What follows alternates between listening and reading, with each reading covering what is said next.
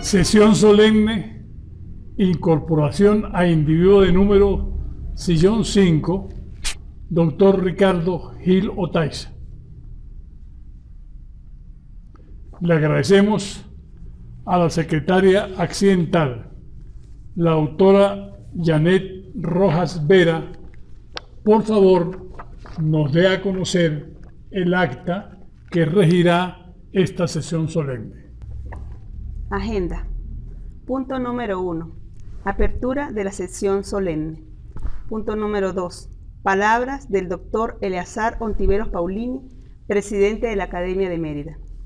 Lectura del acuerdo de la Academia de Mérida para la incorporación del doctor Ricardo Gil Otaiza como individuo de número sillón 5. Lectura del trabajo de incorporación del doctor Ricardo Gil Otaiza como individuo de número sillón 5. Discurso de respuesta a cargo del académico doctor Rosendo Camargo, individuo de número sillón 14. Punto número 6. Juramentación del doctor Ricardo Gil Otaiza como individuo de número sillón 5. Punto número 7. Entrega del acuerdo y medalla como individuo de número sillón 5 al doctor Ricardo Gil Otaiza. Punto número 8. Firma del libro de personalidades ilustres. Punto número 9. Clausura de la sesión solemne. Punto número 2. Palabras del doctor Eleazar Ontiveros Paulini, presidente de la Academia de Mérida. Muy buenos días, estimados colegas académicos, doctor Ricardo Gil Otaiza, quien hoy asciende, si vale el término, a la condición de individuo numerario de la Academia, doctor Rosendo Camargo Mora, quien asumió la responsabilidad de contestar el discurso que pronunciará el doctor Ricardo Gil Otaiza. Invitados especiales, señoras y señores. Yo creo que uno de los grandes privilegios que han tenido los presidentes de la Academia y que hoy en día tengo yo en mi condición de presidente de la misma es el poder juramentar a quienes ingresan a la Academia y a quienes ascienden, como es el caso de hoy, que el doctor Ricardo Gil Otaiza pasa de la condición de miembro correspondiente estadal a la condición de individuo numerario. Es importante también, de la manera como yo lo veo, que este acto de hoy, específicamente la juramentación del doctor Ricardo Gil Otaiza, nos da una demostración fehaciente del talante democrático que tiene esta institución. Y la razón es la siguiente. Antes, el doctor Ricardo Gil Otaiza, como presidente de la Academia, juramentó a muchos académicos que pasaron a la condición de miembros numerarios, entre ellos el doctor Camargo, el doctor Fortunato González, la profesora Patricia Rosenwey, Ana Hilda Duque y el doctor Usubillaga Hierro.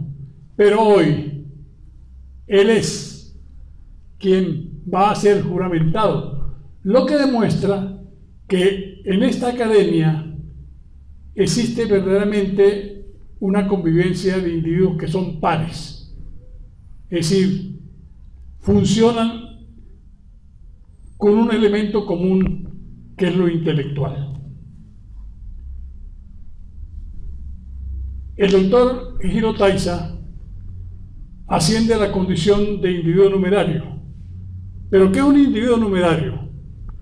En nuestra institución como en la mayoría de las organizaciones, un individuo numerario es la persona que adquiere el carácter de fijo, el carácter de permanente, el carácter de vitalicio. En la Academia de Mérida hay 24 miembros numerarios que son vitalicios, es decir, solamente desocupan, si vale el término, la silla correspondiente por el fallecimiento o por la renuncia.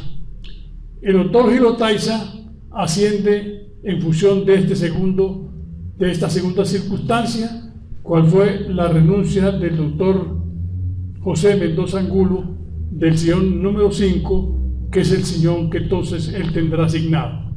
Es bueno aclarar al público en general que los sillones, la numeración, no implica ningún tipo de jerarquía, sino simplemente es una forma identificatoria. Yo estoy convencido de que el ascenso del doctor Gil Otaiza es más que merecido. No se trata de ningún acomodo ni de ningún aspecto aleatorio, porque en la academia no hay aspectos aleatorios ni circunstancias diferentes a las que señalan tácitamente la ley y el reglamento que rigen el funcionamiento de esta nuestra querida institución. El doctor Gil Otaiza es, y lo digo con propiedad porque con él participé 2 veces cuando fue presidente en la Junta Directiva como secretario y como primer vicepresidente, y participa él ahora como segundo vicepresidente en la Junta Directiva actual. Por nuestras conversaciones, que son casi diarias, y por la intimidad que nos une, tengo la plena certeza de que Gil Otaiza es un intelectual brillante. Yo creo que Gil Otaiza, si uno hace un repaso, una lectura, o oye una conferencia de él, o participa en cursos que dicta, se va a dar cuenta de que en él priva o es determinante sobre todo lo demás el hecho de la idea, el hecho de la razón, el hecho de la interpretación. Estas condiciones solamente puede tenerla alguien como él, que posee los fundamentos necesarios, sustentables, para poder representar, encarnar o articular visiones, políticas, normas, conceptos, administraciones, etcétera, causa por la cual, al tener esta capacidad, él puede potenciar su espíritu y lo potencia porque lo conocemos con certeza para tratar de darse una explicación razonable del mundo, que es una de las metas inalcanzables, por supuesto, de los intelectuales. Por otra parte, tiene el interés de reflexionar filosóficamente sobre todas las proposiciones. Y eso casualmente es una definición de filosofía: la interpretación o la reflexión sobre todas las interpretaciones, sobre todas las circunstancias, sobre todos los hechos. Y por otra parte, el doctor Gil Otaiza reflexiona casualmente sobre sus propios elementos, sobre sus propias causas, sobre sus propias teorías y sobre sus propios conocimientos. Esta circunstancia es apreciable nítidamente en el doctor Gil Otaiza si, repito, vemos de manera general la obra intelectual que ha tenido. El doctor Gil Otaiza ha escrito novelas, ha escrito cuentos, ha escrito biografías, es considerado el mejor biógrafo de don Tulio Febres Cordero, ha escrito memorias, ha escrito poesías, ha escrito capítulos en gran cantidad de libros y por supuesto ha asumido responsabilidades en la universidad como decano de la Facultad de Farmacia e incluso fue el iniciador, el propulsor determinante del postdoctorado de la Universidad de los Andes.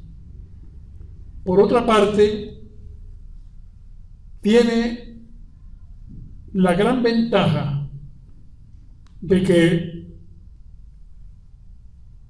tiene el sentido pedagógico que permite hacer explicaciones incluso de lo más complejo.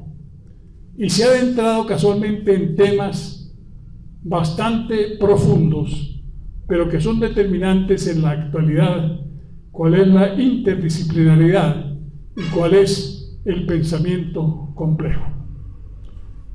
Es tanto que el tema que va a tratar hoy es sobre la heterogeneidad y conceptualizar, manejar, entender la heterogeneidad en nuestras circunstancias es supremamente importante cuando queremos un desarrollo verdadero del país.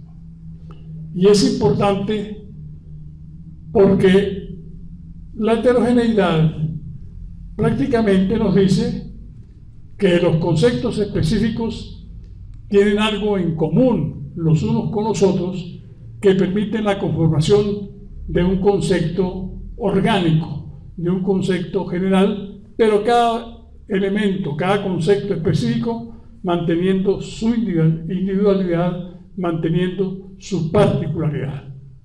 Estoy convencido de que el discurso del doctor Giro Taisa y el discurso del doctor Camargo nos permitirán apreciar con exactitud y con profundidad el problema de la heterogeneidad.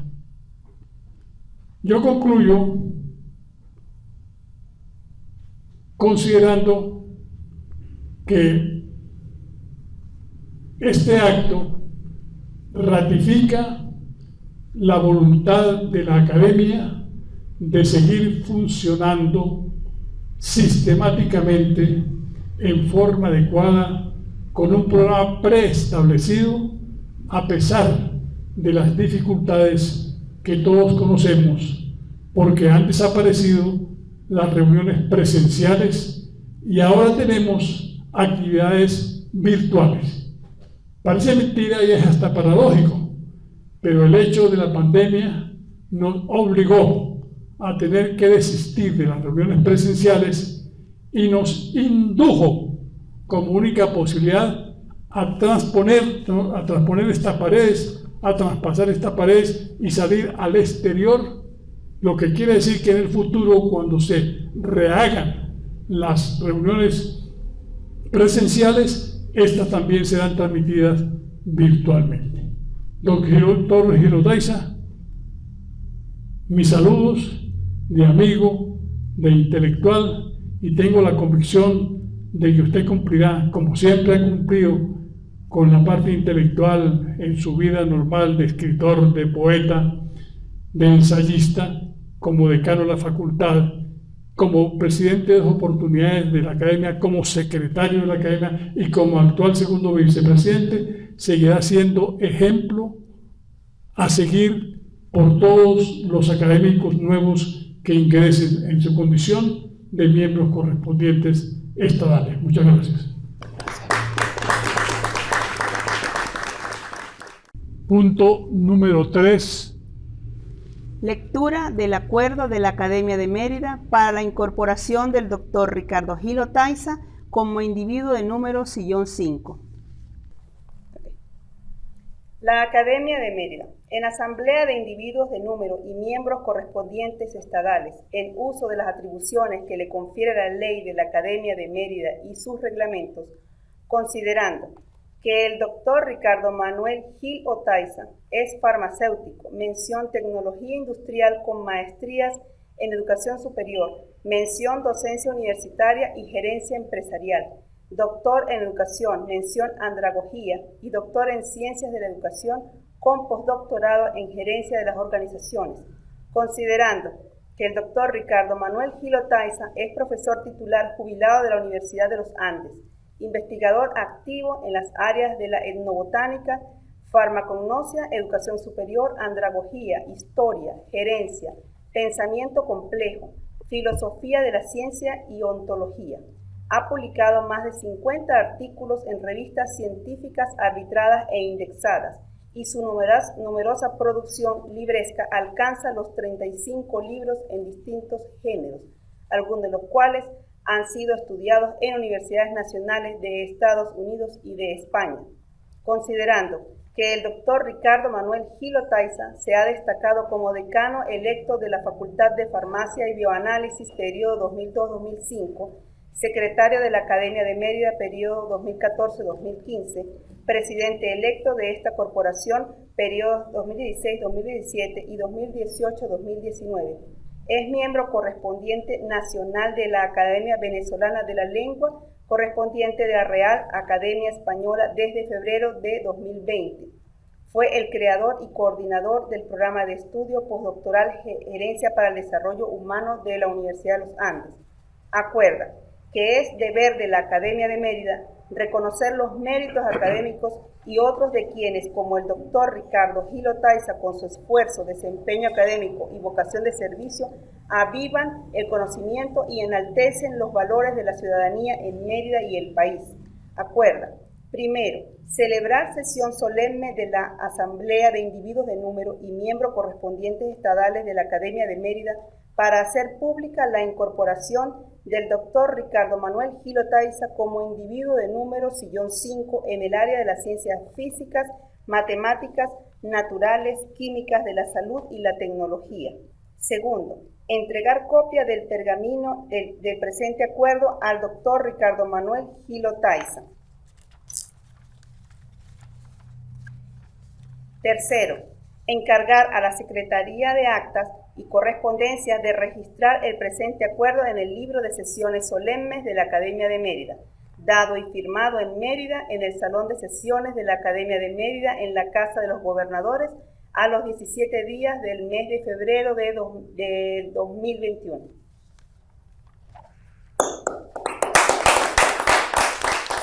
Punto número 4. Lectura del trabajo de incorporación del doctor Ricardo Gil Otaiza como individuo de número sillón 5. Doctor Eleazar Ontiveros Paulini, presidente de la Academia de Mérida, y demás miembros de la Junta Directiva. Colegas académicos. Doctor Rosendo Camargo Mora. Invitados especiales, señoras y señores. Antes de dar inicio a la lectura de mi texto, quiero agradecer profundamente a la Academia de Mérida esta oportunidad que me brinda de poder acceder a individuo numerario sillón 5 de esta institución. Quiero agradecer infinitamente las palabras del doctor Eleazar Ontiveros Paulini, amigo de muchos años, y la presencia de ustedes. Hoy más por las circunstancias que estamos viviendo. De verdad, profundamente agradecido que hayan hecho un espacio en su vida, en sus actividades, para acompañarme en esta actividad. Lo valoro infinitamente. Quiero dedicarle este texto a mi familia, a mi esposa, Telo Toba Igualada, a mis hijas, Consuelo Eva María Gil Toba, Isabel Cristina Gil Toba, Sara Lucía Gil Toba. Y también se las quiero dedicar a mis padres, a Otaiza de Gil y Fernando Gil Castillo, quienes desde el cielo me acompañan siempre.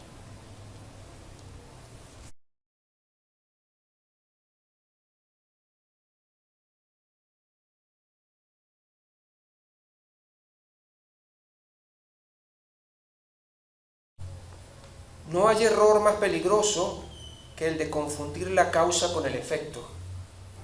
yo le llamo la verdadera perversión de la razón, el ocaso de los ídolos Nietzsche. El orden del universo no es rígido, sino poroso. A ese orden, al universo mismo, le viene bien esta designación, la aventura cósmica. El deseo y el infinito, Armando Rojas Guardia. La vida discurre sin pedirnos permiso. Sus pasos nos empujan muchas veces por senderos insospechados. Cada día se abre ante nosotros como un haz de luz que en sus múltiples tonalidades nos muestra los derroteros ciertos entre esos dos puntos equidistantes que marcan nuestro devenir, el nacimiento y la partida. El 6 de junio de 2012, hace casi 9 años, y en una tarde encendida, ingresé como miembro correspondiente estadal de esta noble institución. Miro las fotografías de entonces y la emoción me embarga. Ninguno de los que posábamos en ellas, o éramos sorprendidos por el flash de la cámara del inefable Alirio, podíamos prever ni intuir lo que vendría. La profunda remesón en nuestra existencia, los cambios abruptos que nos marcarían a todos y para siempre con ardiente tizón. Me veo con cautela, como quien oculta a un extraño, y me conmueve la mirada perpleja embargada de emoción, la amplia sonrisa y la atención en el rostro, que solo son posibles cuando una persona es presa de antagonismos. Sí, los antagonismos propios de la experiencia humana. Sin duda, estaba feliz. Un viejo sueño se cristalizaba. En mí se concentraban expectativas, retos y desafíos, y no sabía si reír o llorar. Y opté, como mecanismo reflejo y atávico, por una suerte de amalgama de emociones que se agolpaban muy dentro, y me mantuve incólume a pesar de los hondos latidos del ser, por la fuerza que me daban los familiares y amigos presentes, y porque sabía que no me podía quebrar, que tenía a toda costa que mantenerla entereza, tal como lo pienso ahora. Reviso con atención cada fotografía, por cierto, 53 en total, qué desmesura. Veo uno a uno los rostros de los presentes y me digo, no sin melancolía, cómo ha cambiado el mundo. Mi esposa y mis hijas ya no están para el esperado abrazo que hoy anhelo de ellas, tampoco mi hermana y mi sobrino. Varios de mis amigos fueron también aventados por la diáspora a lugares remotos. Algunos de los presentes en la ya lejana tarde de aquel miércoles partieron de este mundo, y de ellos me quedan la imagen y el cariño anidados dentro. En aquel entonces estaba activo en mi cátedra universitaria de la Facultad de Farmacia y Bioanálisis y leí un trabajo titulado El pensamiento complejo en la enseñanza de la farmacognosia, anclado en la denominada filosofía de la ciencia, específicamente en la epistemología. Quería dar aportes a mis alumnos, pero sobre todo a una ciencia que me había recibido años ha y que me posibilitó un inesperado crecimiento intelectual y espiritual que me proyectó a futuro. Hoy mi realidad es otra. Estoy jubilado, tal vez más cansado, y mis perspectivas existenciales e intelectuales han cambiado hasta el extremo de sentirme otro hombre. Mi visor, como un caleidoscopio, ha dado un giro de muchos grados, tal vez sea más incisivo e irónico, posiblemente más humano. He ganado nuevos e interesantes amigos de los que he aprendido bastante. Perdí a otros que quizás nunca lo fueron. La dura experiencia vivida de aquel tiempo a esta parte ha hecho que en mí afloren otras inquietudes, otros anhelos, lecturas distintas, escritura diversa.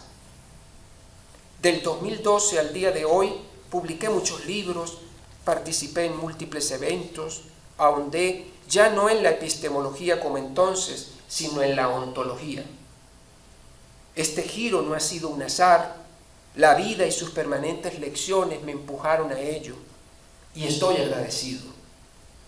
Esta rama de la filosofía ha sido de enorme consuelo en momentos aciagos, al mirarme en mi propia esencia, al ahondar en donde se cuecen sentimientos y emociones, al penetrar con una nueva lupa en los intersticios del ser en toda su complejidad.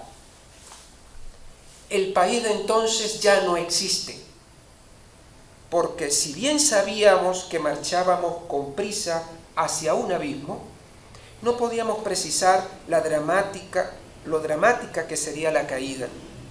Sabíamos, eso sí, de la enfermedad del presidente, pero los medios pretendían hacernos creer que todo estaba bien, que sería reelecto, como de hecho lo fue, y que el país seguiría su camino.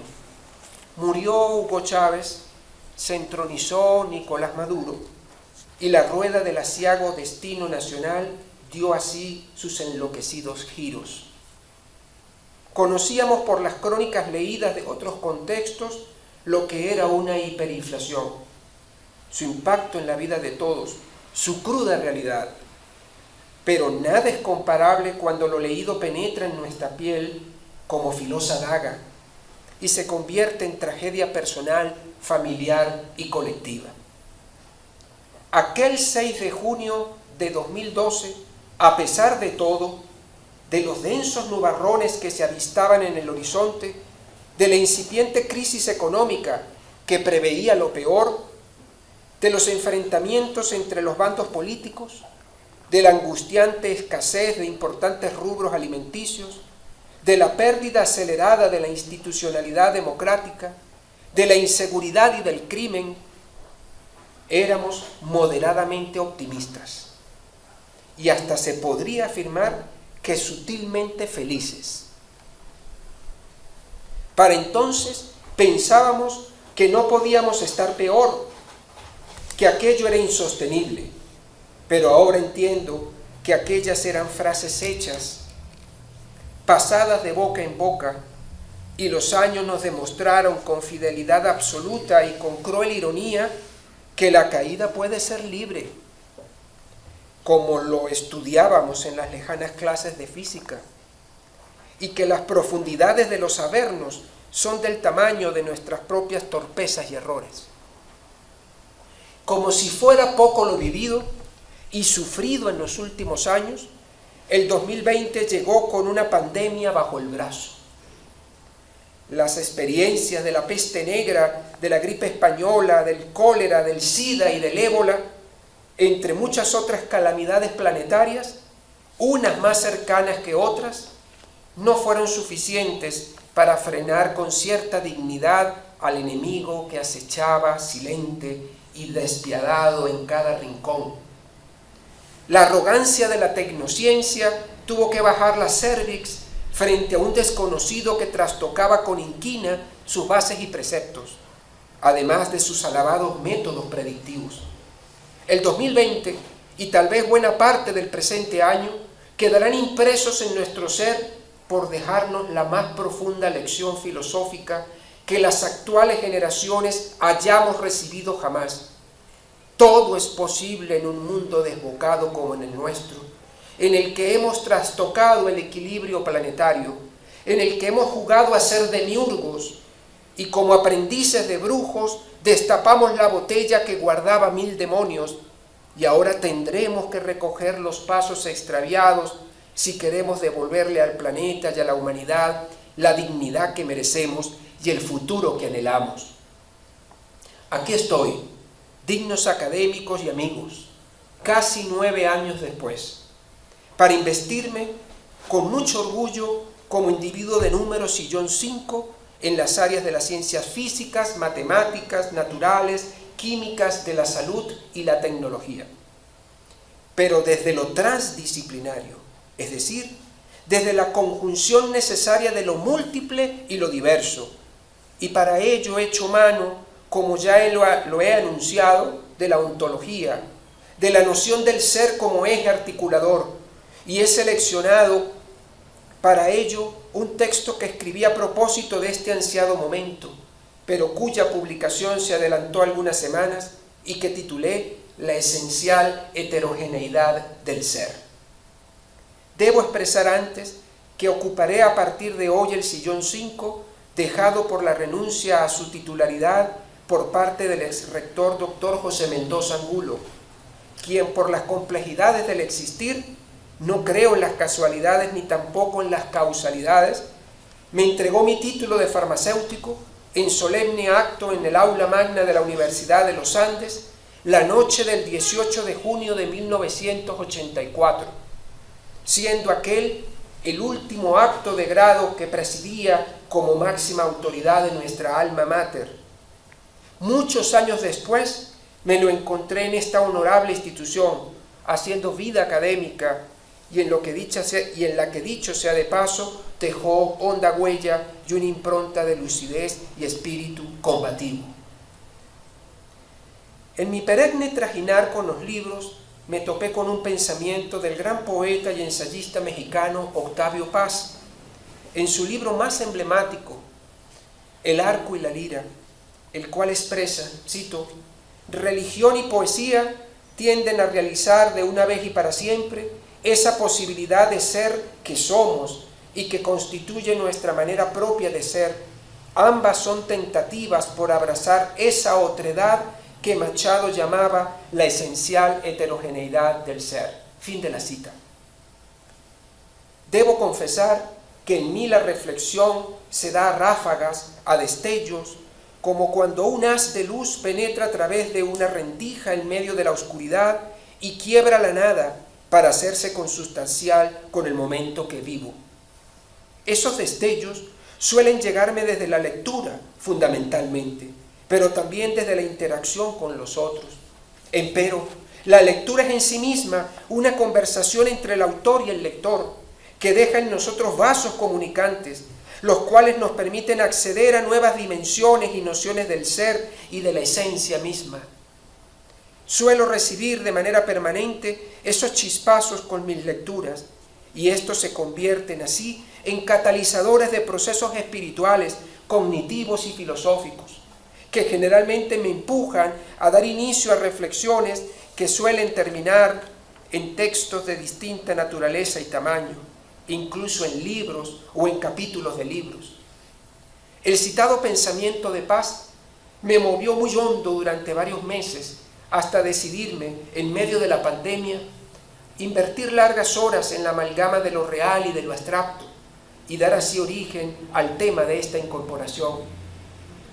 No es tarea de quien accede como miembro correspondiente o individuo de número de la Academia de Mérida leer in extenso el trabajo que presenta.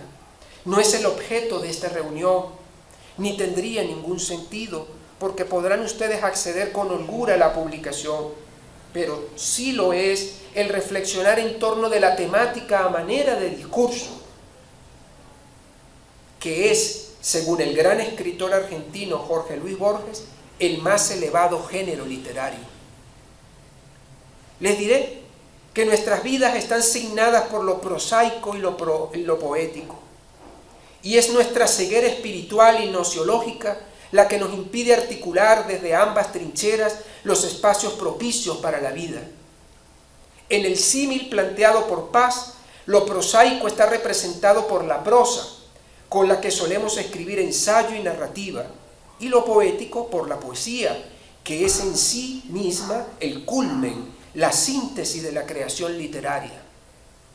Si me apuran, les diré que en el trabajo en cuestión elucido en líneas generales en torno de la complementariedad prosa-poesía, lo que significa educar poéticamente, así como el reencuentro con los caminos extraviados, que nos haga reconocer la necesidad de mirar lo andado y la búsqueda de senderos que posibiliten una vida verdadera. Esperanza y desesperanza, felicidad e infelicidad se mecen en nosotros y en su isócrono movimiento abren espacios de luz, pero también de sombras. En este sentido, el pensamiento complejo me ha entregado innumerables herramientas con las que he tenido acceso a miradas múltiples del existir y de alguna manera ellas me han permitido tratar de enmendar la medianía, por no decir mediocridad, con la que vivimos el día a día, como si de una pesada y tediosa tarea escolar se tratara. Nos dejamos arrastrar en nuestra mal llamada cotidianidad por todas las vicisitudes, y los años se nos van intentando apagar fuegos, urgencias, emergencias, apuros, impases, errores, extravíos y desviaciones, sin prestar atención al eje central de nuestro paso por este planeta, es decir, vivir verdaderamente lo que algunos denominan como una existencia plena. En palabras del pensamiento complejo, debemos vivir poéticamente, lo que equivale, señores, a otorgar a nuestro devenir un verdadero giro copernicano, y lo que implica a su vez un cambio de nuestra lente, de nuestra visión del mundo y de su densa realidad. Lo prosaico se apodera de nuestra existencia.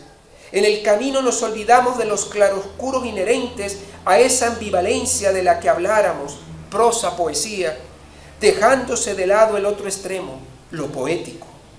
No se trata acá de creer en la falsa ilusión de una existencia paradisíaca, libre de los avatares propios del día a día, sino que emerjan esas complejidades que nos caracterizan y nos movamos echando mano de la esencial heterogeneidad del ser aludida por el poeta Machado, para hacer menos chato un trajinar que podría llevarnos a alcanzar altas cimas de realización personal y colectiva.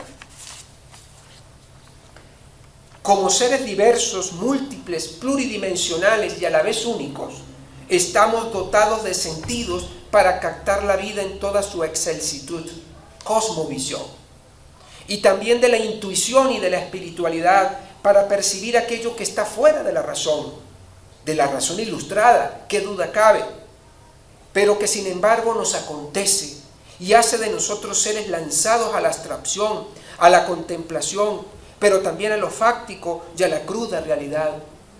Esa heterogeneidad traducida en integralidad nos permite la alternancia entre lo prosaico y lo poético, solo que muchas veces perdemos la visión del todo y nos dejamos arropar por la realidad, hasta borrar de nuestras vidas todo aquello que nos eleva y nos lleva a cimas de sorprendente autorrealización, como diría el gran Abraham Maslow.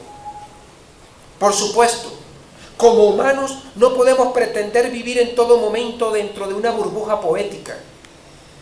Sería un éxtasis agotador y aburrido, y la belleza perdería su sentido, y sería dejar de lado el otro platillo de la balanza que nos equilibra y nos ubica en el ahora. Solo que la poética del vivir nos recuerda a cada instante que dentro de nosotros yace el germen de la completud, que se nos pasa la vida en su desesperada búsqueda, creyendo verla del otro lado de la cerca, cuando muchas veces en nuestro propio campo florecen los brotes y se dan los frutos del Edén prometido.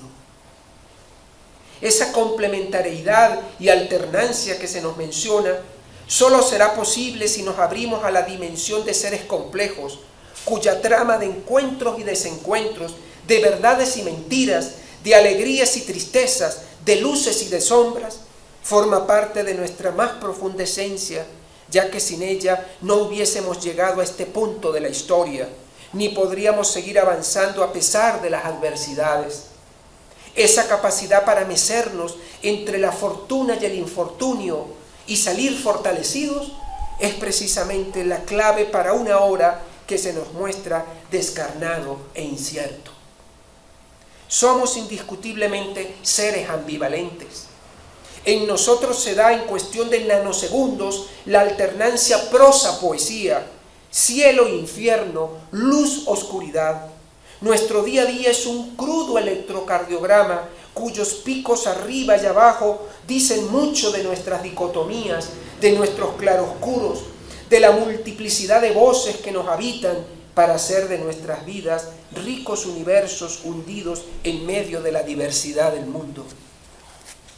El símil prosa-poesía del que echa mano el pensamiento complejo, nos permite no solo vislumbrar hacia lo interno nuestras grandes posibilidades salvíficas y la comprensión del ser desde lo ontológico y lo fáctico, sino que a lo externo nos posibilita el vislumbre de caminos en medio de la vastedad oceánica de una realidad que muchas veces nos sobrepasa hasta hacer de nosotros simple piezas de un infernal e incomprensible juego del que casi nunca nos percatamos, y cuando oteamos luces en medio de la densa oscuridad, hemos llegado al final del camino y sin posibilidades de retorno a lo ya vivido. Ni más ni menos una noria, un bucle recursivo que realimenta prosa con más prosa. Nuestra esencial heterogeneidad, como hemos visto hasta ahora, implica as y en vez, las dos caras de una misma moneda, como solemos afirmar, pero también las dos caras de la hoja de una planta, que sabemos que están y que tienen su propio brillo u opacidad, pero que jamás nos detenemos a diferenciar en su absoluta esencialidad. No hay posibilidad alguna de la existencia de la una sin la otra.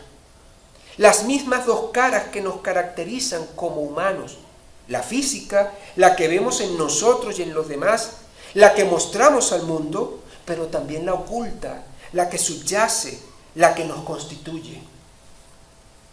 En otras palabras, la ambivalencia de la que hemos venido hablando en el campo de las sensaciones y las emociones, pero en otros planos, a veces no tan sutiles.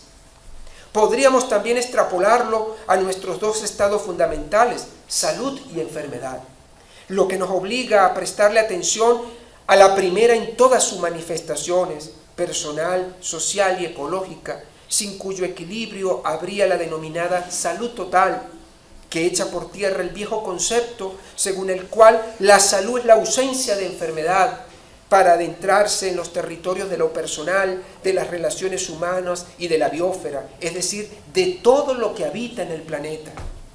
Hemos llegado como humanidad a un punto de quiebre ecológico de tal magnitud que hemos puesto en riesgo la vida del planeta. Fíjense, señores, que a propósito no he dicho la vida sobre la Tierra, ya que en este sentido conviene recordar la ya no tan novedosa noción de la Tierra Gaia, que trae consigo el concepto de superorganismo vivo, que cambia para siempre nuestra relación con el planeta a sentirnos parte y todo de ella, por lo cual, al emerger de sus entrañas, el daño que le infligimos es un daño que atenta contra nuestra propia supervivencia.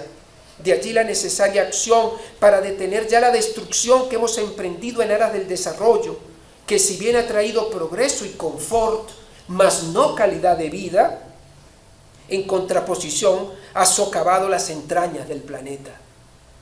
Independientemente de los encuentros o desencuentros con las posturas intelectuales y académicas que el tema suscita, en una cuestión estamos meridianamente de acuerdo. No habrá salud o bienestar humano si la psique está trastocada y si su mundo físico o su entorno luce un rostro enfermo y amenazante. La conjunción apropiada de todas estas variables hace que el ser disfrute de una plenitud que lo eleve a las más empinadas cimas de realización personal, familiar y social. En pocas palabras, lo poético del vivir. Regresando a Octavio Paz, cuyo pensamiento generó en mí toda esta reflexión ontológica, hay una expresión en su obra citada, El arco y la lira, que concita suprema hondura. Voy a citarla textualmente.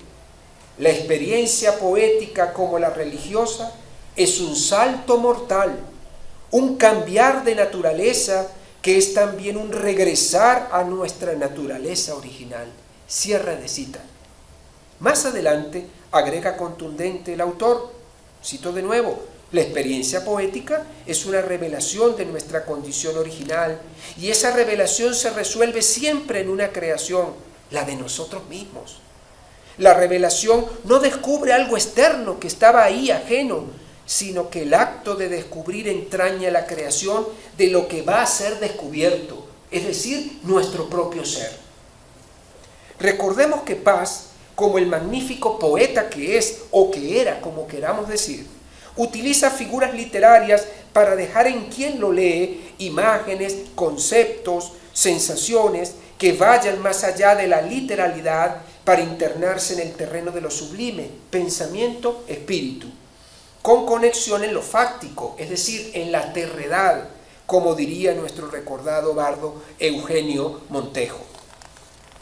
No obstante, distinguidos amigos, y más allá de la belleza de las figuras literarias, creo que hay que caracterizar lo poético en nuestras vidas para comprender en toda su magnitud lo que en el trabajo planteo. En este punto expreso el disfrute frente al mar, o ante un amanecer o un atardecer, la paz de un bosque, las risas de los juegos infantiles, el canto de las aves mañaneras y vespertinas, la dulce tranquilidad y la sabiduría de la ancianidad bien llevada, la escucha y el éxtasis con una pieza sinfónica, la observación de una obra pictórica o escultórica, la inaudita beatitud y el silencio de un templo, el remanso del isócrono correr de un río, la indefensión y la placidez del sueño de un recién nacido, la inocencia originaria de un animal, la belleza de una flor nacida para morir el mismo día, la magnificencia de la Sierra Nevada, el sabor y el color de una fruta fresca, la entrega y el placer en una lectura de una obra literaria, la alegría de la amistad, el abrazo amoroso a la pareja y a los hijos, todo es poesía. En otras palabras, la poesía no implica solo el escribir poemas, que muchas veces no contienen poesía y lo sabemos de sobra. Lo arriba enunciado es el sumum de la poesía sin ser en sí un poema. Es la vida la que escribe, es la vida la que literaturaliza cada variable contenida en nuestro paso por la tierra. Por supuesto, abrirnos a la poética del existir implica un cambio profundo en nuestro ser, en nuestra manera de ver y de comprender el mundo y la existencia, porque es volver a nuestra esencial heterogeneidad, es consustanciarnos con lo que subyace en nosotros, es conectarnos con lo que bulle a cada instante y que por la prisa que llevamos en nuestro diario trajinar, no logramos captar ni mucho menos disfrutar en todo su esplendor e inconmensurable belleza. Muchos llegan al final de su existencia sin haber vivido jamás.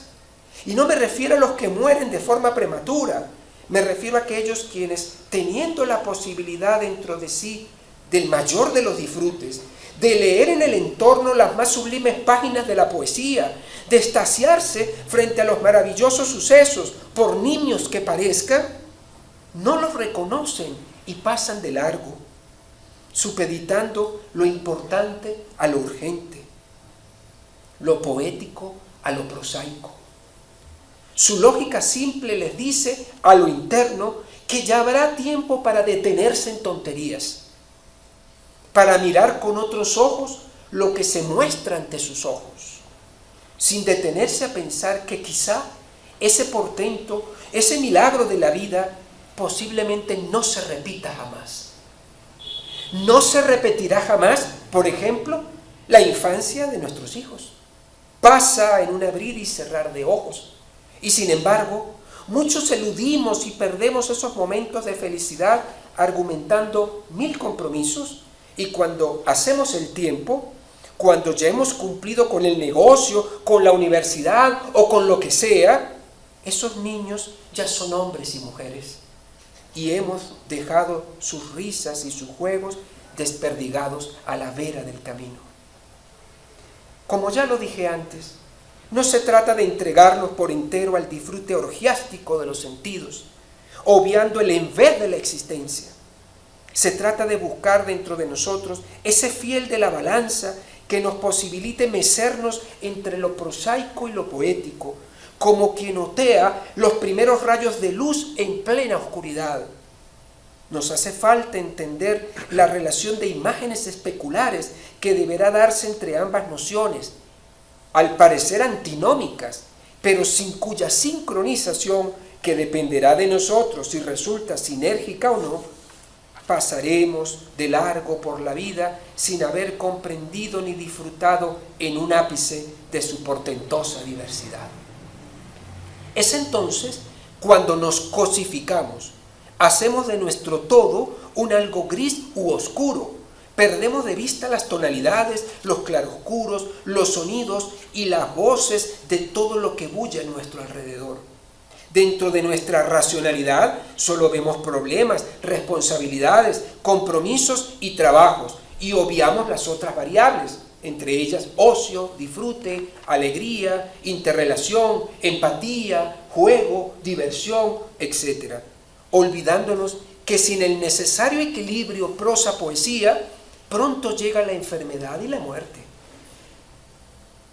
Esos seres que nos habitan, esos niños que llevamos dentro, que nos susurran cosas al oído, que nos interpelan a cada instante, requieren de parte de nuestro lado racional y consciente que establezcamos vasos comunicantes que los conecte y los ponga en sintonía con el ahora.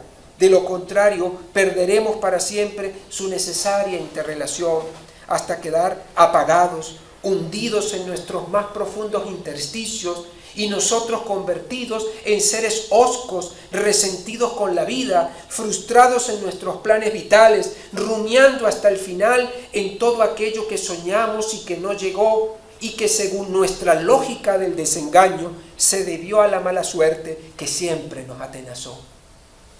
La vida nos reclama cada instante a conectarnos con nuestro yo interior, a escuchar sin dilaciones las voces que nos llegan desde adentro, que nos hablan en clave y que solo nosotros podemos descifrar. De pronto un suceso imprevisto, bueno o malo, nos interpela y nos recuerda nuestra esencial heterogeneidad, así como el hondo desencuentro de los seres que nos habitan. La pandemia COVID-19, por ejemplo, ha sido un punto de inflexión en nuestras vidas. Sin percatarnos, lo inesperado tomó las riendas y nos sumergió en aguas profundas para recordarnos que nuestra vida no era el vivir y afloró muy pronto la ambivalencia, la complejidad que nos habita. Al respecto nos dice Paz, cito, encubierto por la vida profana o prosaica, nuestro ser de pronto recuerda su perdida identidad y entonces aparece, emerge ese otro que somos. Cierre de cita. La pandemia nos ha impactado de tal modo que nos ha regresado a nuestros orígenes, a tener que vernoslas con nosotros mismos, con aquellos otros seres que nos habitan y que están atentos a las señales para aflorar, para emerger en nuestro auxilio, para intentar la sinergia en medio de las más enconadas batallas. El reencuentro con la familia, el recogimiento y la reflexión, la interacción con los nuestros, la búsqueda de respuestas en medio de la tribulación, la oración, la lectura y la contemplación, la quietud de la mente y del cuerpo ya libres del barullo exterior, son apenas las señales inequívocas de una condición humana que va más allá de nuestras propias discrepancias para internarse por los zigzagueantes senderos de la complejidad. De la racionalidad extrema que nos empuja a la objetividad y al referente fáctico, tuvimos que dar el salto a la sensibilidad. Del afanoso trabajo fuera de casa al a veces lúdico intercambio a través de la tecnología. De la atávica necesidad del contacto y del abrazo a un distanciamiento que nos apremia a una mayor conexión en los territorios del espíritu. El principio dialógico que separa nociones supuestamente antagónicas e irreconciliables se articula a nuestro favor para corroborar hoy y siempre que los opuestos no se anulan, sino que se atraen y se complementan, y que siempre habrá vasos comunicantes que los pongan en contacto, que los reconcilien, que los amalgamen para dar respuesta a la complejidad que nos conforma. La noche y el día no se dan de manera abrupta, sino que entre ambas experiencias vitales hay recorridos que las entrecruzan y las matizan. Sus claroscuros, el alba y el amanecer, se conjuntan en puntos determinados del espectro lumínico para traer consigo quiebre y renacer de manera isócrona y permanente. Y así ha sucedido desde el inicio del mundo. Igual con los seres humanos, somos únicos y a la vez diversos, y en esa dialógica hemos llegado a acuerdos, interrumpido por las guerras, transijo, pero en esa alternancia ha sido posible el concepto de humanidad. Nos educan para ganar la gran batalla por la vida, pero no para vivir poéticamente. La razón ilustrada trajo hasta nosotros la noción de seres disjuntos, que no se interrelacionan, que no se complementan. Como se comprenderá, tal situación atenta contra la esencial heterogeneidad del ser, al no producirse la posibilidad de emersión en nosotros de lo poético del existir, para ponerlo en correspondencia con lo prosaico, de tal forma de articularlos para una adecuada comprensión del existir en su vasta densidad. Esta distorsión epistémica produce ceguera cognitiva, lo que nos lleva a creer que podemos explicar todo bajo el paradigma de la simplicidad, dejándose de lado la urdimbre que constituye el todo, es decir, la vida. Lamentablemente, el cartesianismo no solo está presente en el territorio de lo académico, sino en la noción misma que tenemos de la realidad. Quienes enseñamos y quienes aprendemos, y toda la humanidad en general, anhelamos que la poética del vivir siga presente en cada uno de nosotros. Que el conocimiento no vaya en contrasentido con la dinámica de la realidad física que nos envuelve, sino que sea herramienta clave para su develamiento y comprensión. Lo ideal sería entonces que la educación en todos sus niveles nos preparara para vivir la vida en su más hondo sentido físico, espiritual y filosófico, y por qué no metafísico, y que sus herramientas nos permitan articular las densas variables que nos afectan, de tal manera de hacer de nosotros seres ganados para la poética del vivir y no seres incapacitados, posiblemente frustrados para la gran experiencia que implica nuestro paso por la tierra. La esencial heterogeneidad del ser nos impele en estos difíciles momentos a reinventarnos, a sacar de lo más profundo de nosotros lo que nos constituye y que siempre ha estado allí. El ser humano es fundamentalmente un cuerpo vivo y no un cadáver, una realidad biopsicoenergética cultural, dotada de un sistema perceptivo, cognitivo, afectivo, valorativo, informacional y espiritual.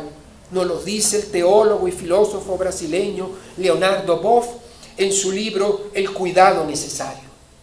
En otras palabras, somos seres ambivalentes, insertos en una extraordinaria aventura planetaria, pero no estamos solos en ella, sino que tenemos que compartirla con otros seres, animales, plantas, microorganismos, so pena de romper con el equilibrio dinámico que hace posible el sostenimiento del planeta y con él su pase a las generaciones que vendrán.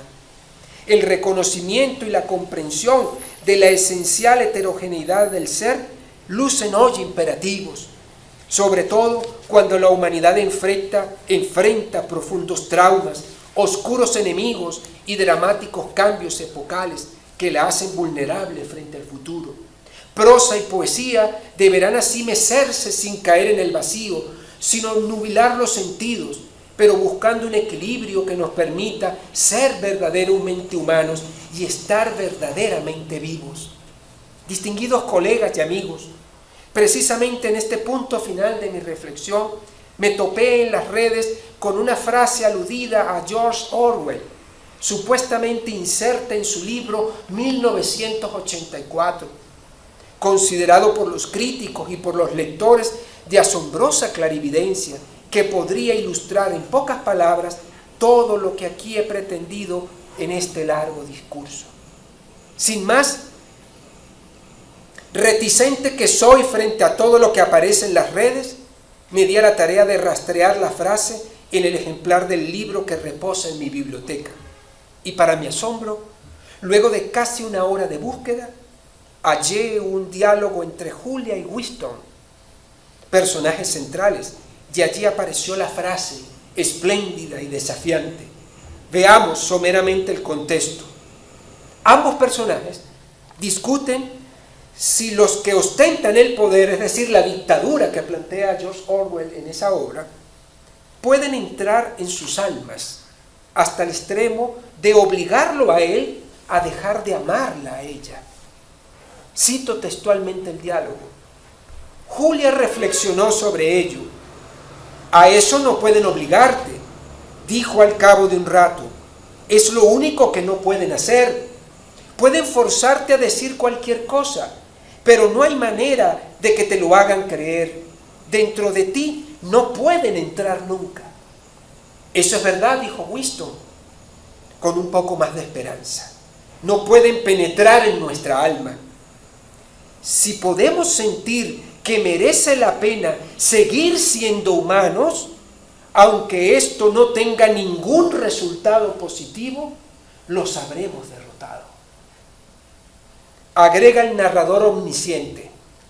Cito: los hechos no podían ser ocultados, podían ser localizados por investigación, podían exprimirlos con la tortura.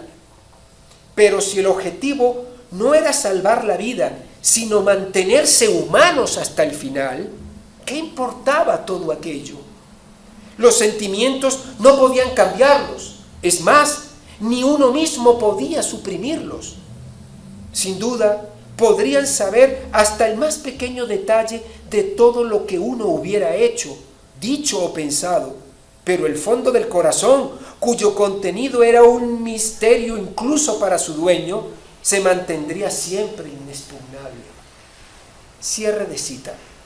Creo, apreciados colegas y amigos, que todos somos Julia y Wistons. Y en su dilema ético y fáctico nos mecemos a cada instante. No es salvar la vida, sino mantenernos humanos hasta el final.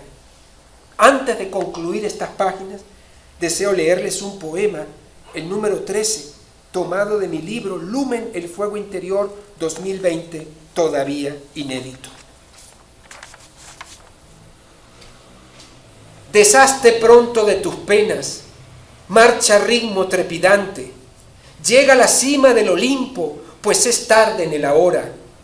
No vaciles un segundo, incinera ya el hastío, haz de cada momento huella y destino. Ven, apresúrate, la noche agota callada su simiente, los espectros yacen inquietos en las sombras, la luz naciente coquetea con la aurora e irrumpe sin permiso el nuevo día.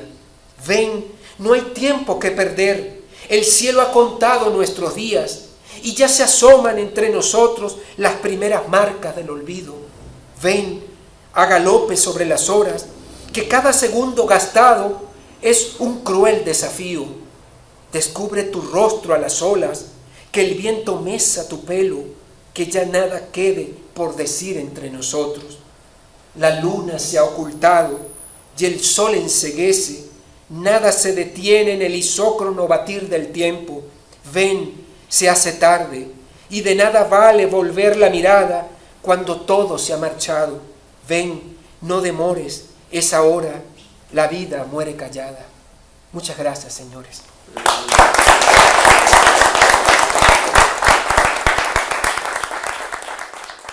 Punto número 5. Discurso de respuesta a cargo del académico Dr. Rosendo Camargo, individuo de número sillón 14. Doctor Eleazar Ontiveros Paulini, presidente de la Academia de Mérida y demás directivos.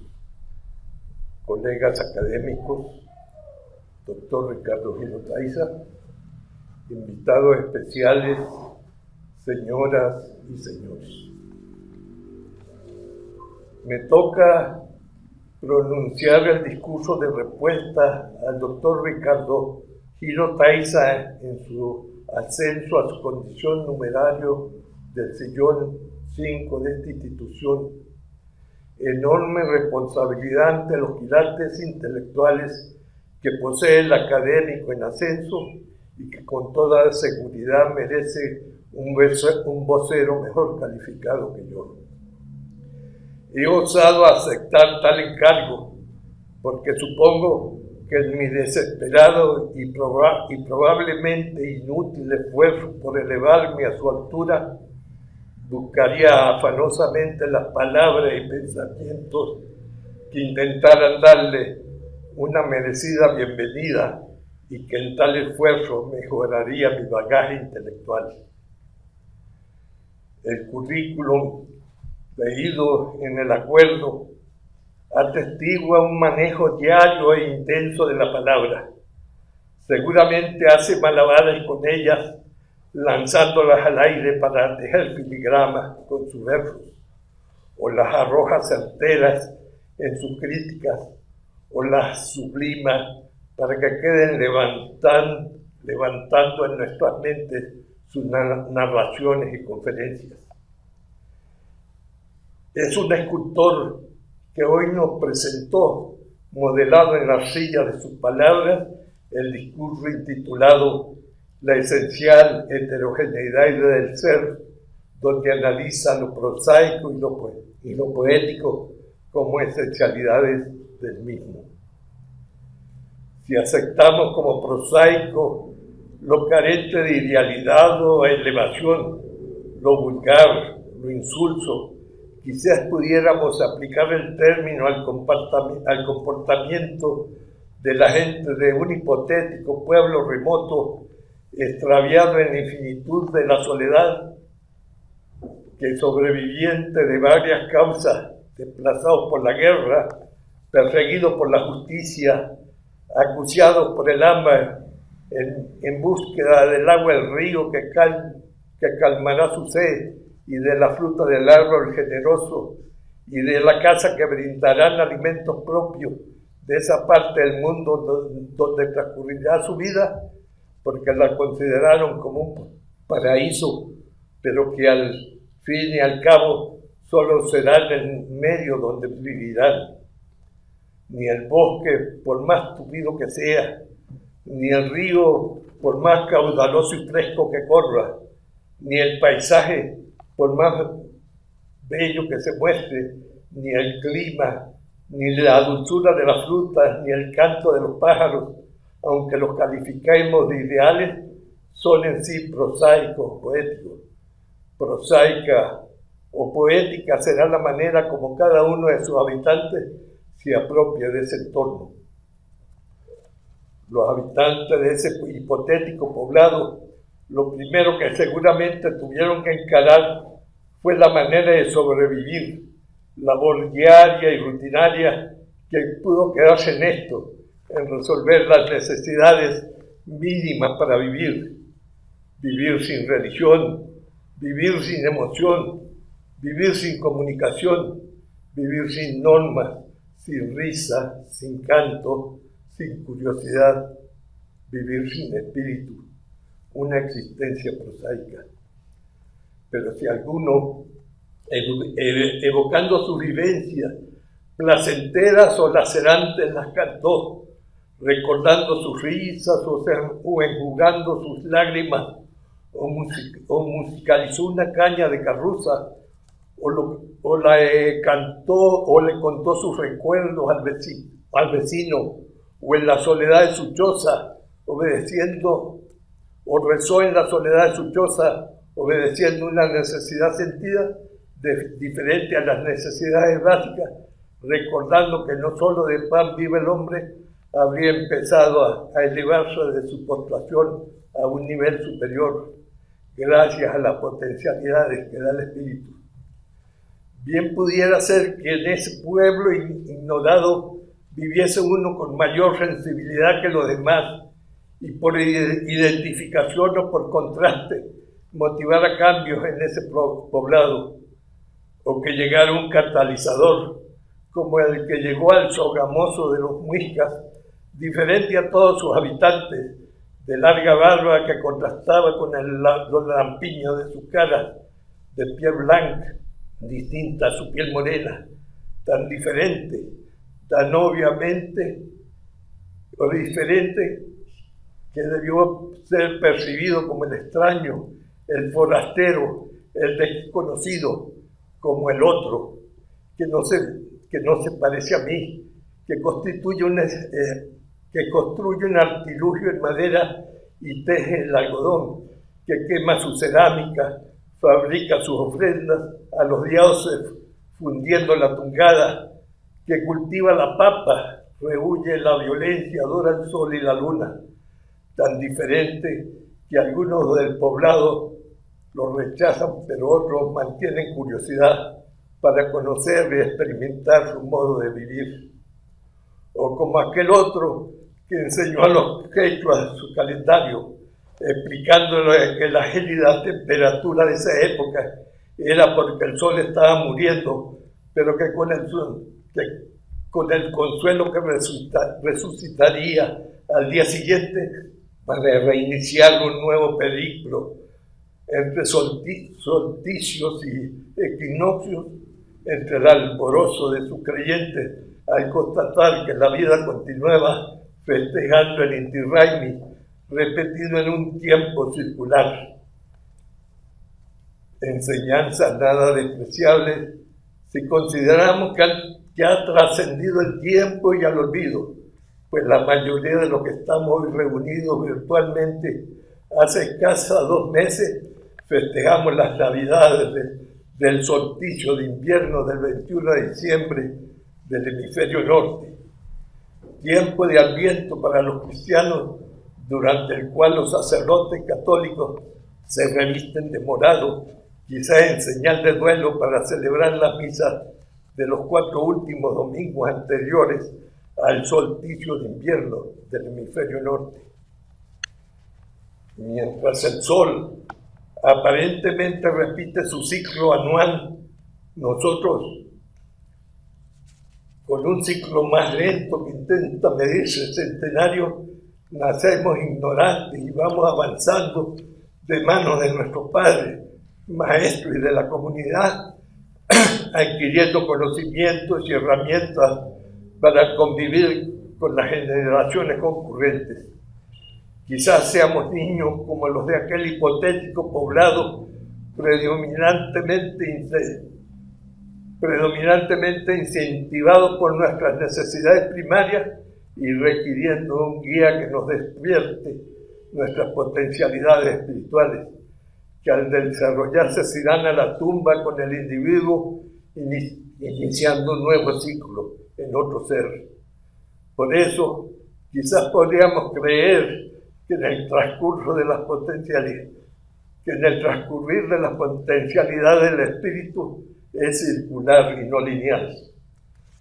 Hoy, por los impedimentos de la pandemia, se transmite este acto a través de un medio que fue puesto a nuestro servicio por las autoridades de la academia en una decisión de reconocer en las ventajas de la técnica el otro para algunos, que nos permite difundir hacia todos los vientos y hasta inimaginables distancias el sonido de nuestra voz, lo que evidencia una de las potencialidades tecnocientíficas logradas por el hombre, que con el transcurrir del tiempo ha logrado un desarrollo vertiginoso, superando toda expectativa, creciendo exponencialmente con el tiempo lineal disparado hacia lo infinito.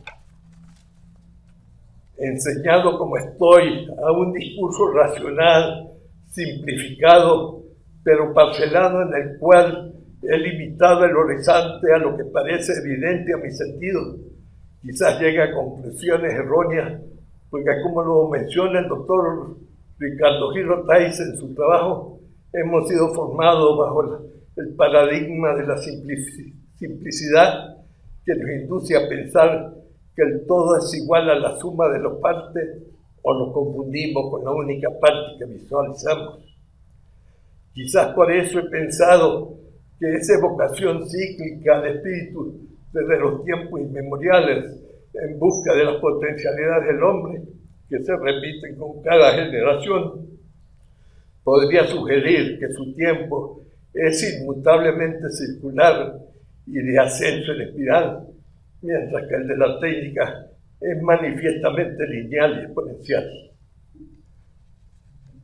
Si al hipotético poblado llegase alguien más moderno, no perdido en la opacidad del tiempo, que no llegó del levante sino escapado del cerebro de Gabriel García Márquez, como podría ser Melquiades, el gitano honesto, que trajo a Macondo 2 enormes barras imantadas que arrastró tras de sí y al pasar por las viviendas atrajo los cacharros metálicos y arrancó algunos clavos herrumbrosos de sus rústicos muebles, observaremos que no solo se desencajaron los tan valientes catres, sino que se estremecieron aquellos cerebros anquilosados por el desuso, resignados a la rutina, a lo prosaico, refugiados en su posición de confort, y quisieron más, pues habían rescatado la esperanza que yacía ignorada en lo más profundo de sus sentimientos,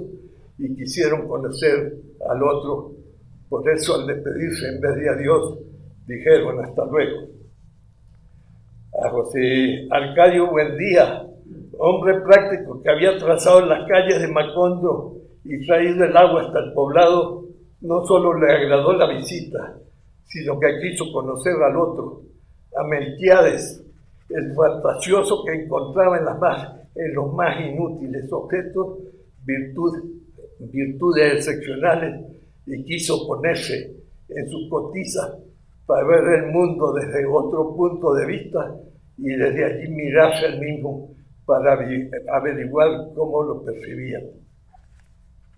Cito: José Arcadio Buendía, cuya desaforada imaginación iba siempre más lejos que el ingenio de la naturaleza, y aún más allá del milagro y la magia, pensó que era posible servirse de aquella invención inútil para desentrañar el oro de la tierra. Fin de la cita. Y le compró los gigantescos imanes, a pesar de las advertencias de Melquiades que el oro no lo atrae el magnetismo. Entonces José Arcadio, presumo que se le tensó la cuerda de la soberbia y se dijo: ¿cómo puede saber más que yo? ¿O será que quiere tener ventaja sobre mí? Y se le tensó la cuerda de la desconfianza y aceleró la compra. Y cuando tuvo que hacer múltiples intentos antes de convencerse de la inutilidad de su adquisición, aprendió a resignarse y quizás a pedir perdón, y entonces descubrió que entre sus potencialidades estaba la humildad. Los gitanos volvieron varias veces, trayendo noticias de todas las regiones del mundo, y después que murió Melquiades, fueron otros los que llegaron. Cito: hombres y mujeres jóvenes que solo conocían su propia lengua, ejemplares hermosos de piel aceitada y manos inteligentes, cuyos bailes y música sembraron en las calles un pánico de alborotada alegría, con sus loros pintados de todos los colores que recitaban romanzas italianas, y la gallina que ponía un centenar de huevos de oro al son de la pandereta, y el mono amaestrado que adivinaba el pensamiento, y la máquina múltiple que servía al mismo tiempo para pegar botones y bajar la fiebre, y el aparato para olvidar los malos recuerdos, y el emplasto para perder el tiempo. Y un millar de invenciones más, tan ingeniosas e insólitas que José Arcadio Buendía hubiera querido inventar la máquina de la memoria para poder acordarse de todas. En un instante transformaron la aldea. Los habitantes de Macondo se encontraron de pronto perdidos en sus propias calles, aturdidos por la feria multitudinaria. Fin de la cita. Gabriel García Márquez publicó su novela en 1967 y nos transmitió el deseo de José Arcadio de inventar la máquina de la memoria para poder acordarse de todas esas invenciones, ingeniosas e insólitas. 2 años después, 3 universidades norteamericanas inventaron el Internet. Un poco más tarde, la corrupción encontró la gallina que ponía los huevos de oro al son de la pandereta, y un mono amaestrado dictaba decretos presumiendo que adivinaban nuestros pensamientos. Ya hay robots que pegan botones, y hemos tenido noticias de uno que toma muestras para diagnosticar el COVID. Por lo contrario, muchos de los José Arcadios del del mundo no han encontrado cómo conocerse a sí mismos mirándose desde su exterior. En las universidades, en la industria, en los laboratorios, hay científicos que, fascinados por sus realizaciones, han pensado que sus inventos reemplazarán al hombre y buscan afanosamente cómo darle sus atributos. Seguramente no lo conseguirán, porque ese espíritu, fuertemente entrelazado en la urdimbre donde se nutre su inteligencia, moriría si lo desplazan de su tiempo circular en que ha girado desde la penumbra de la historia, buscando el alfa y omega de su existencia. Hoy, el doctor Ricardo Gilo Taiza nos recuerda que somos carne y espíritu, que tenemos necesidades básicas imposibles de olvidar porque en ellos se nos va la vida, pero que junto a ellas almacenamos potencialidades que dependen de nuestra voluntad, que de saber hacerlo nos permitirían ascender a estadios superiores del bienestar. La posesión de todas estas potencialidades antagónicas, prosaicas y poéticas en un sujeto es lo que definen como heterogeneidad del ser. Actualmente nuestra familia nos educa y educamos para defenderse en la vida, para ser capaces de solventar nuestras necesidades básicas, pero no para el uso total de nuestras potencialidades. Encauzamos nuestros hijos según su vocación a ser médicos, economistas, ingenieros, etc., encerrándolos en compartimientos estancos con un lenguaje propio y desarticulado de las otras secciones del saber, que quizás los obliga a ser huéspedes de la Torre de Babel, de tal manera que su interrelación se circunscriba a lo básico, quizás a lo prosaico. Esa formación sectorizada, especializada, ha permitido un avance desbordado de la ciencia y la terminología, desoyendo las voces del alma humana, como hoy lo proclama el doctor Ricardo Gilo Taiza, porque sobrepuso lo cuantitativo sobre lo cualitativo, lo que me hace dudar si todo puede transcurrir según un tiempo lineal. Sorpresivamente, estamos inmersos en la pandemia del COVID-19 y un frenazo inesperado ha detenido momentáneamente esa carrera desenfrenada hacia la certeza y el orden. Nos ha mostrado cuán vulnerables somos. Se han cercado las ciudades como en los tiempos feudales con muros y fosos intangibles y los peregrinos pobres, cual nuevos lazarinos, son rechazados en sus fronteras, y aún los ricos deshuesan sus aviones y transatlánticos. La medicina psicosomática duda del diagnóstico computarizado y la industria parece volver su vista hacia el cambio climático, y en todo entorno se duda sobre las metas a seguir. En este claustro universal, el hombre temeroso medita. Quizás el péndulo de la historia se mueve hacia un renacimiento, hacia un nuevo giro de la espiral que rige el tiempo del espíritu, que en vez de avanzar se eleva. Hace un mes, cuando se reabrieron las sesiones de la Academia en Mérida, su presidente, el doctor Eleazar Ontiveros, nos dirigió el mensaje de bienvenida del que he seleccionado este párrafo, que a mi entender está muy acorde con el tema de hoy. Cito: que existe una potencialización de la vida espiritual en cada uno de nosotros, de manera que podamos conocernos más a nosotros mismos y ser también en los demás, y los demás sean en nosotros. Doctor Ricardo Gilo Taiza, ha sido un honor para mí dirigirle estas palabras en su acto, en el acto donde tomará posesión del sillón número 5 de esta academia, que le corresponde por su tiempo en la institución. especialmente meritorio en su caso por la dedicación con que ejerció los cargos directivos de la misma y el brillo de sus intervenciones. Permita significarle el beneplácito que sentimos todos los miembros de la Academia de Mérida por esta promoción y manifestarle nuestro deseo de continuar disfrutando de sus interesantes reflexiones para tratar de tensar la urtible de nuestras potencialidades. Señores.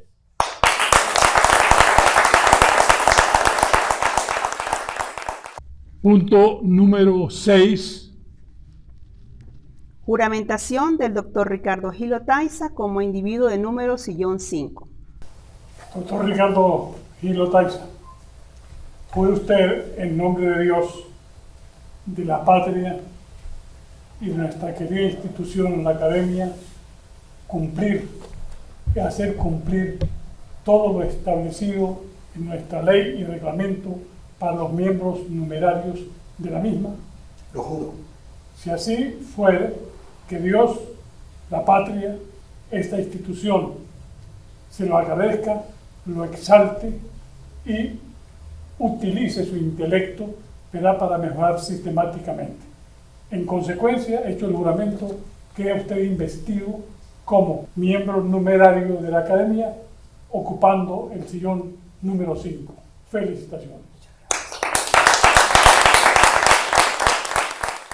Punto número 7. Entrega del acuerdo y medalla como individuo de número sillón 5 al doctor Ricardo Gil Otaiza. Usted conoce exactamente esto durante mucho tiempo. Pero bueno, para mí es un orgullo, dado tu intelecto, tu inteligencia y tu capacidad de trabajo, el conferirte el decreto que oficializa tu nueva posición como miembro correspondiente numerario o miembro de número que representa dentro de la estructura de la Academia, pues quizá, vamos a decir, el corazón fundamental de la misma.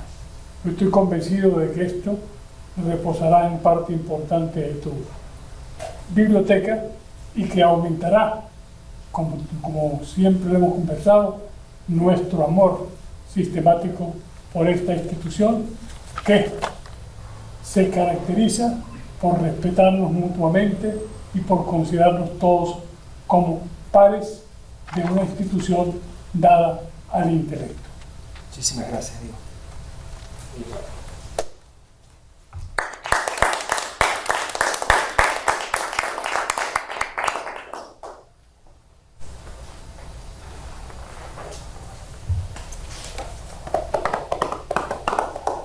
Muchas gracias.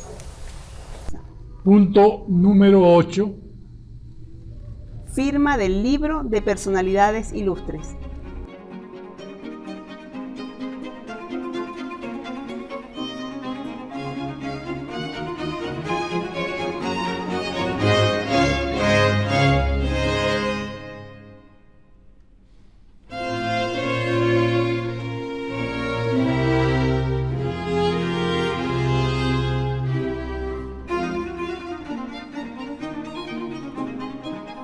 Punto número 9. Clausura de la sesión solemne.